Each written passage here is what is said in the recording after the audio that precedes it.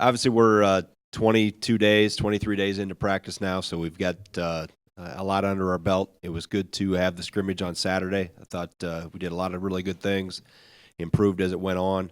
It was good just to even simulate somewhat of a road trip with the bus ride down to Cedar Rapids, and now get a chance to get back and learn from that film. I think it's always important to be able to see yourself against somebody else. I know our guys were getting a little antsy and edgy, constantly playing against the same faces for the last 20 days. We did a couple throwback Thursdays, as you may have seen, with some alumni coming in, and having two pretty good former players on my staff also helps kind of fuel the fire of those days. So I thought that was good to kind of break up the monotony of practice with those games. But like getting ready now we'll review today what happened on Saturday, and then have tomorrow off and start to prepare for lacrosse on Wednesday and Thursday, and looking forward to playing here under the lights on Friday night. Questions, Jim? Greg, I think last year in the preseason, you guys were really excited about what Trevor Anderson might be able to bring. Then he had a couple injuries. How far along is he in his progress of getting back to that point where he was before he first got hurt last year? Well, I think there's two components when anytime you come back from an injury like that. One is the physical component, the healing, any of the other issues that come with it. Sometimes the other side of your body hurts because of overcompensation. You know, Kobe went through that, and I think I don't know a percentage of where he is back. He's in every practice. He is on somewhat of a pitch count at times in terms of repetitions, but there's not really any drills right now or anything that we're doing that he's not a part of. But then there's also the mental component and trusting it, knowing you're going to be okay. He took a spill last week in practice where he got knocked down and kind of looked around. And he was all in one piece, so everything was okay. So there's those two, and then the other thing, obviously seeing him on Saturday. You know, it's been a while since he had played. You know, since the Iowa game last year. So just that whole live game atmosphere, those type of things, part of the mental, part of it's physical. You know, he's made great progress. I think he's probably, if you looked at where we thought he'd be, he's probably ahead of schedule. But I know in his mind, he's not where he wants to be. He gets frustrated at times, and you have to be patient with that, knowing that it's going to take a while. He won't be back to the original Trevor Anderson, maybe not this year. It's those type of injuries sometimes take a while to come back, and a lot of it at the tail end of it's a mental hurdle you have to get over. Jim? Multi-part question here, sorry, but I think a couple of them are kind of yes or no things. Are you still in a holding pattern on the Potter situation? Yeah, we are. We're still we haven't gotten a decision back on that yet.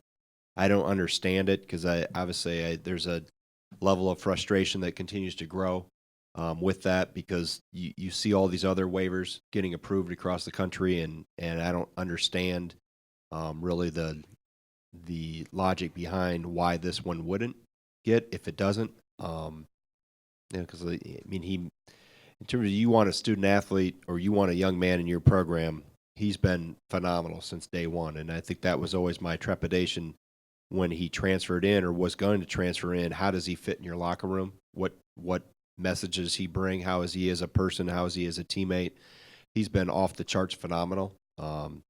He's done a terrific job academically. I just don't. It's hard when you see somebody that tries to do it the right way could get extenuating circumstances or extenuating punishment in terms of if he's not eligible. He'll sit longer than anybody else in the country in terms of there's so many that have played last year. I am watching all these waivers get approved at 30-some games, 20-some games, and they're immediately eligible. We don't know always the underlying reasons, but I know the reasons behind Micah, and I've seen how he is day in and day out, what he does academically, and he's, you've seen my other statement. Everybody knows he's missed a year already. It'll be a year and a half if this doesn't move forward. So, like I said, it's not many things get me raise my blood pressure. This is one that is.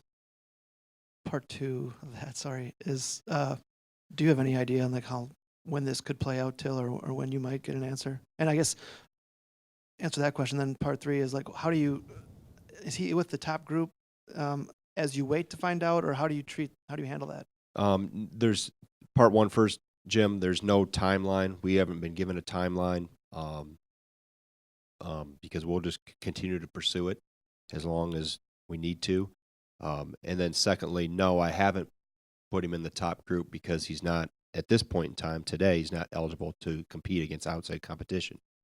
So hence he's been with the scout group, and no, because I'm moving forward or operating in the day that we're in right now. So if I get any information or news, then we'll make that adjustment when I need to make it.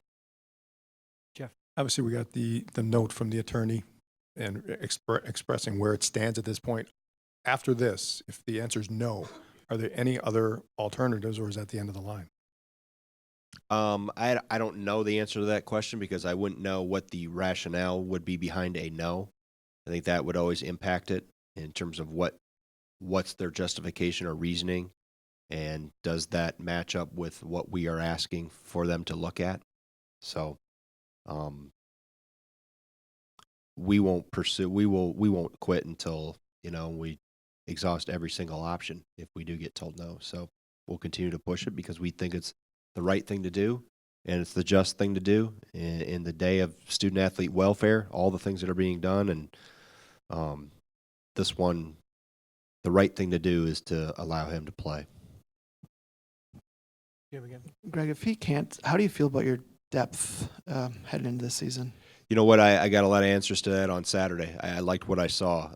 Reavers actually picked up 2 first-half fouls, and I was planning to get Hedstrom some more experience. I got him more sooner than I thought I would, and it wasn't all perfect, but he did some good things. And I was put in a position where I had to play him, like I said, a little sooner than I planned to in that first half, and we were just fine.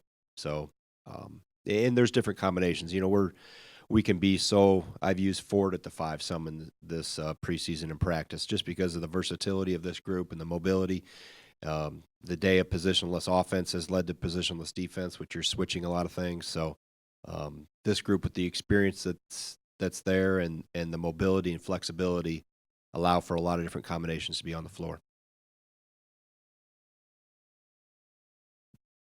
One more. Sure. In the past, you've always provided a box score from close scrimmage. I understand that you guys are kind of trying to keep as much information hidden as possible. Can you guys explain that, the rationale behind that? Well, it was more or less just a conversation I had with Steve Prom at Iowa State, and he wasn't necessarily pleased with their previous scrimmage being released. So I said, "Hey, Steve, it's all right with you. You do these things for your own internal benefit, and I don't need to have it out. If you don't want it out, that's fine." So he was on that same page in my line of thinking that we're doing this for our team's benefit, and we'll keep all that necessary information private and within the 2 teams that played. So I think I said to him, what happens in Cedar Rapids stays in Cedar Rapids. So, but no, it was good for both teams, and I'm sure he got a lot out of it. That was their second one. Obviously for us, first half to second half, you could see a definite jump in our guys and a growth that as that experience grew, they got more and more confident, more and more comfortable, and did a lot of good things. Jay? This will be the 16th year you're facing a WIAC opponent in an exhibition game. Why are these important for you, and why are they important for the WIAC schools? Well, first of all, I think it's great for the game of basketball to be able to give a school like La Crosse, for instance, this opportunity to play here. A lot of those guys either envisioned playing in a state tournament, played in a state tournament here, or dreamed of playing for Wisconsin at some point in time. So that, just what it does for the game of basketball within the state, I think is important. It perpetuates the game. It shows a light on it in a positive way. And obviously it's worked very well with our Guarding Against Cancer Foundation in terms of our ability to do a event in La Crosse like we did in September. And then be able to do, obviously with the funds, we're doing a lot of things at Carbone with research, but also a lot of patient care initiatives around the state. And we've done it in Oshkosh. We've done some stuff in the Dells and Wausau and Menominee, obviously the first year at Stout. This year we'll be doing some things in the La Crosse area to help patients and their families at the grassroots level with some funding. So it's a blend of, to be able to play a state school is important. It's against an outside competition, a team that is preparing for a season that'll be running actual offense and have a plan for what they're trying to do. So it serves many purposes in terms of benefiting the game. Obviously, the platform for GAC and the help that it can give those patients in that area, as well as obviously it helps us. The most important thing is, that for that night is how we're going to approach that. It's a game night. It's some of these guys will run out, have their name called in the starting lineup for the first time, and all those first are good because they lead to what can come down the road.